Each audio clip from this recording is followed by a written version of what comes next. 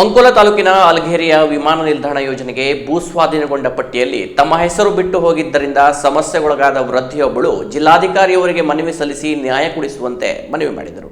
ಕಾರವಾರದಲ್ಲಿರುವ ಜಿಲ್ಲಾಧಿಕಾರಿ ಕಚೇರಿಗೆ ತೆರಳಿದ ವೃದ್ಧೆ ಸರಸ್ವತಿ ದೇವಪ್ಪ ಶೇಟ್ ಹಾಗೂ ಅವರ ಪುತ್ರ ನೀಲಕಂಠ ದೇವಪ್ಪ ಶೇಟ್ ಅವರು ಜಿಲ್ಲಾಧಿಕಾರಿ ಕೆ ಲಕ್ಷ್ಮೀಪ್ರಿಯರನ್ನು ಭೇಟಿ ಮಾಡಿ ತಮಗಾದ ಸಮಸ್ಯೆಯನ್ನು ಹೇಳಿಕೊಂಡರು.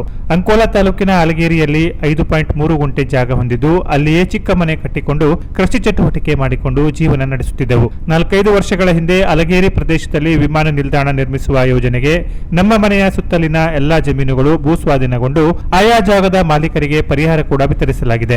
ಆದರೆ ಪರಿಹಾರ ಬಿಡುಗಡೆಯಾದ ಪಟ್ಟಿಯಲ್ಲಿ ನನ್ನ ಹೆಸರು ಮಾತ್ರ ಇಲ್ಲದ ಕಾರಣ ಪರಿಹಾರ ದೊರೆತಿಲ್ಲ.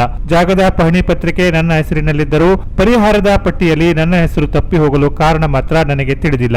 ಈ ಸಂಬಂಧ ನಾನು ಹಲವು ಬಾರಿ ಕುಮಟಾದ ಸಹಾಯಕ ಆಯುಕ್ತರ ಕಚೇರಿಗೆ ಅಡ್ಡಾಡಿದರೂ ಪ್ರಯೋಜನವಾಗಿಲ್ಲ.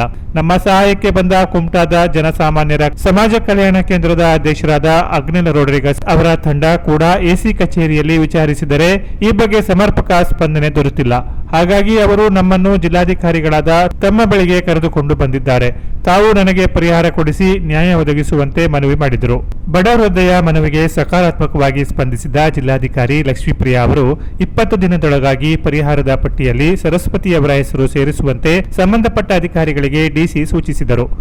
ಈ ಸಂದರ್ಭದಲ್ಲಿ ಜನಸಾಮಾನ್ಯರ ಸಮಾಜ ಕಲ್ಯಾಣ ಕೇಂದ್ರದ ಅಧ್ಯಕ್ಷರಾದ ಅಗ್ನಿಲ್ ರೋಡ್ರಿಗಸ್, ಸಾಮಾಜಿಕ ಕಾರ್ಯಕರ್ತ ಸುಧಾಕರ್ ನಾಯ್ಕ್, ಹಿರಿಯ ನಾಗರಿಕರಾದ ಅನಿಲ್ ವೆರಡೇಕರ್, ಜಾನ್ ಬೆರೆಟ್ಟೋ ಹಾಗೂ ಮಾಹಿತಿ ಹಕ್ಕು ಜಿಲ್ಲಾ ಕಾರ್ಯದರ್ಶಿ ಬಾಬು ಅಂಬಿಗ ಇದ್ದರು.